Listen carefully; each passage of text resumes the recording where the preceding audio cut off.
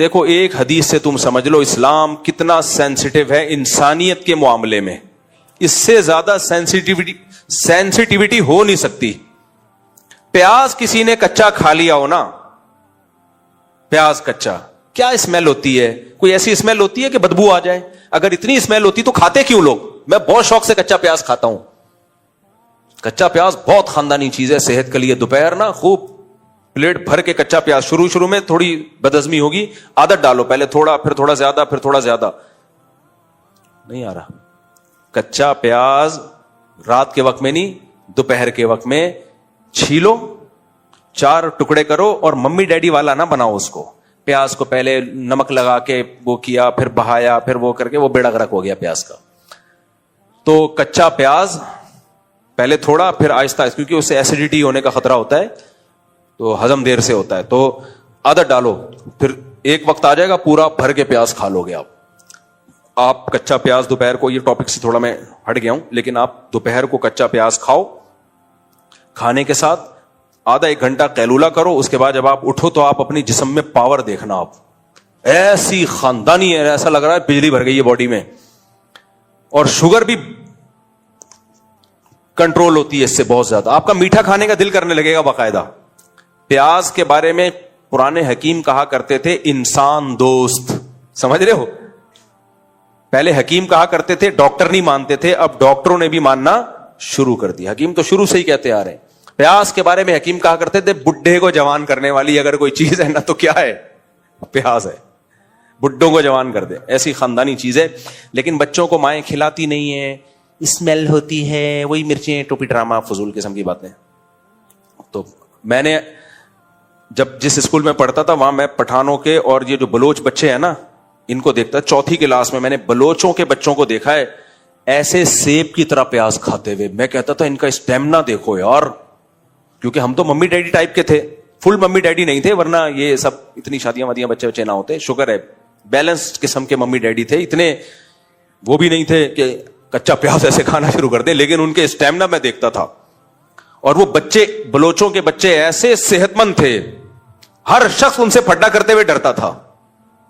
پھر ہم جب سیکنڈری اسکول میں گئے تو وہاں بھی ہم نے دیکھا, ہمارے اسکول میں ایک بدماش لڑکا تھا, ہر ایک سے پھڈا. ایک بلوچ کا پھڈا اس سے ہونے والا تھا تو اس نے پھڈا کینسل کرا کے بھاگ گیا. میں نے کہا یار کیوں کہہ رہے بھائی, یہ بہت مشکل کیس ہے. حالانکہ وہ غریب بلوچ تھا.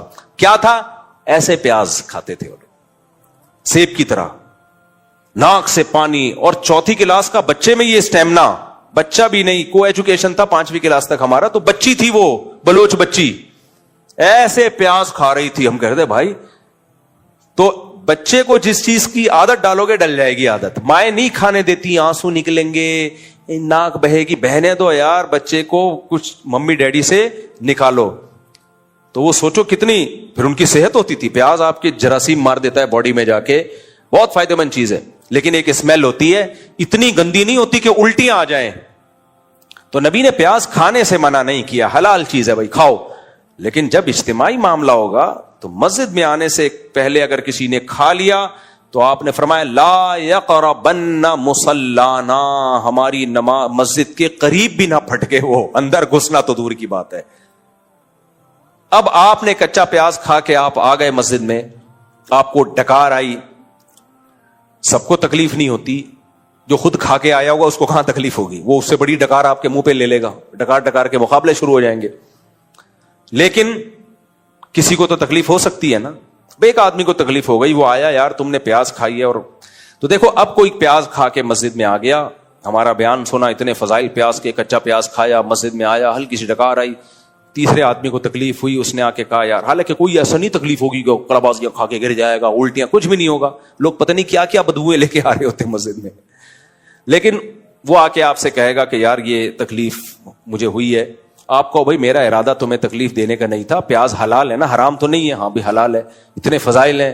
ہاں بھائی ہے, تو کیا تیرے کو الٹیاں لگ گئی ہیں, پیٹ میں مروڑ ہو گیا ہے, اتنا نیک بننے کی کیا ضرورت ہے تجھے؟ تو یہ دلیل صحیح ہوگی. آخر میں آپ یہ کہو گے بھائی میرا ارادہ تمہیں تکلیف دینے کا نہیں تھا, بھائی میں نے تو جان بنانے کے لیے پیاز کھایا ہے. تو حدیث سے ہمیں پتہ چلتا ہے کہ یہ کافی نہیں ہے. اگرچہ آپ کا ارادہ تکلیف دینے کا نہیں تھا، لیکن پیاز کھانے سے پہلے آپ نے تکلیف سے بچانے کی نیت بھی نہیں کی. آپ کو باقاعدہ نیت کرنی چاہیے تھی کہ میں پیاز تو کھا رہا ہوں، لیکن میں نیت کرتا ہوں میرے اس عمل سے کسی کو ذرا سی بھی تکلیف نہ ہو. تو اگر نماز کا ٹائم ہوگا تو آپ کہو گے تکلیف تو ہو سکتی ہے. بھائی ہونا ضروری نہیں ہے، تکلیف کا امکان کافی ہے. خوب سمجھ لو، آپ کچا پیاز کھا کے آئے تو ضروری نہیں ہے کہ لوگوں کو تکلیف ہو، لیکن امکان ہے کہ میں بھی ہو سکتا ہے تکلیف ہو. اس ہو سکتے سے بچانے کے لیے کیا حکم دیا جا رہا ہے؟ مت کھا کے مسجد میں مت آؤ. اس لیے نماز کے بعد لنچ رکھیں اپنا، اور نماز سے پہلے رکھا ہے تو پھر پیاز نہیں کھائیں آپ اس میں، یا اتنی ہلکی کوانٹٹی میں کھائیں کہ اس کے بعد کھانا کھا کے اس کی اسمیل آئے ہی نہیں. بعض وقت لٹل کوانٹٹی میں کھایا جاتا تو نہیں پتا چلتا. یا اس کو پکا کے کھا لیں، لیکن پکا کے وہ فائدے نہیں ہوتے. تو اس سے شریعت کا مزاج سمجھنا چاہیے کہ جو شریعت آپ کو کچا پیاز جو حلال چیز ہے، جس کی اسمیل سے کوئی نہ بندہ بے ہوش ہوتا ہے، نہ اس کو الٹیاں آتی ہیں، نہ وہ ایسے منہ خراب کرتا ہے، بس ہلکی سی اسمیل آئے گی. جب جو شریعت یہ اسمیل برداشت نہیں کر رہی ہے، وہ واش روم میں پانی بہائے بغیر آپ کو باہر نکلنے دے گی؟ وہ اپنی پروڈکٹ آپ کو نمائش کے طور پہ دوسروں کو دکھانے کا موقع دے گی؟ وہ اپنی پخانے کی گندی بدبو ایگزاسٹ چلائے بغیر آپ پبلک کو سنا رہے ہو، اس کی پرمیشن دے گی آپ کو؟ نہیں آئی میرا خیال ہے بات. تو یہ کہاں ہو سکتا ہے بھائی؟ لیکن آپ دیکھ لو، یہ ساری چیزیں ہماری سوسائٹی میں چل رہی ہیں. اور ایک اور اہم مسئلہ ہے، اللہ کرے وہ زیادہ اچھی طرح سمجھ میں آ جائے. بعض خواتین کے، جب پہلے میں بہت فون سنا کرتا تھا تو کم کر دیے ہیں، یہ شکایتیں مردوں کو عورتوں سے نہیں ہوتی کہ بدبو کے ساتھ ہمارے پاس آ جاتی ہیں. یہ بیماری عورتوں میں نہیں ہے، مردوں میں بہت بیماری ہے کہ وہ زوجہ کے ساتھ رات گزارے گا پسینے کی بدبو کے ساتھ، بغلیں بڑی بھی ہوں گی. تو بھائی جیسے مرد پر عورت کا حق ہے، یعنی عورت پہ مرد کا حق ہے، ایسے ہی مرد عورت پر یعنی مرد پر بھی عورت کے حقوق ہیں. وَلَهُنَّ مِثْلُ الَّذِي عَلَيْهِنَّ بِالْمَعْرُوفِ. آپ کیوں اپنی بدبو اپنی بیوی کو سنگھا رہے ہو یار؟ اب عورتیں اس میں صبر کرتی ہیں، میاں ہے ناک پہ مکھی بٹھا لے گا اگر اس کو بول دیا تو یہ بھی غلط ہے، ناجائز ہے. یہ اللہ نے بیوی کے بارے میں کیا کہا؟ وَصَاحِبَتِهِ، تمہارے ساتھ رہنے والی. آپ مسجد میں 5 ٹائم کے لیے آتے ہو، اس میں جو لوگ آپ کے ساتھ کھڑے ہوتے ہیں، آج فجر میں جو کھڑا ہوا آپ کے ساتھ، ہو سکتا ہے ظہر میں وہ نہ ہو، کوئی دوسرا ہو، ان کو پیاز کی بدبو سے بچایا جا رہا ہے. اور بیوی جو ساری زندگی آپ کے ساتھ چپک کے رہتی ہے، اس کو اسلام آپ کی بدبو سے بچانے کا حکم نہیں دے گا ہے بھائی؟ اس کے بارے میں اسلام آرڈر نہیں کرے گا کہ اپنی بدبو اس سے چھپا کے رکھو. نہیں، آپ کی بدبو اس کو نہیں آنی چاہیے. نہاتے نہیں ہیں، ایسے عظیم لوگ ہیں نا، عظیم لوگ ہیں. مہینے میں 1 دفعہ نہاتا ہے. میں کہتا ہوں تیری بیوی کیسے برداشت، وہ بیچاری آدھی، اس کو بھی بدبو کی عادت پڑ جاتی ہے. ایک عورت کی شادی ہوئی بھنگیوں میں، اب اس کو بڑی اسمیل آتی تھی. تو 1-1.5 ہفتہ گزرا، 2 ہفتے گزرے، تو وہ اپنی ساس سے کہنے لگی، دیکھ جب میں تیرے گھر رخصت ہو کے آئی تھی کتنی بدبو تھی، 1 مہینے میں میرے آنے کی برکت سے وہ بدبو ختم ہو گئی. اس ساس نے بولا، میں بھی جب اس خاندان میں آئی تھی نا تو میں بھی اس خوش فہمی میں تھی کہ 1 مہینے کے بعد بدبو ختم. تو اصل بات یہ ہے کہ بدبو ویسے ہی ہے، بلکہ پہلے سے بھی زیادہ بڑھ گئی ہے، تجھے بدبو کی عادت پڑ گئی ہے. تو جو بھی ہمارے خاندان میں باہر سے کوئی خاتون آتی ہے، 1 مہینہ ہے اس کے صبر کا امتحان، اس کے بعد اس کو بدبو آنا ختم.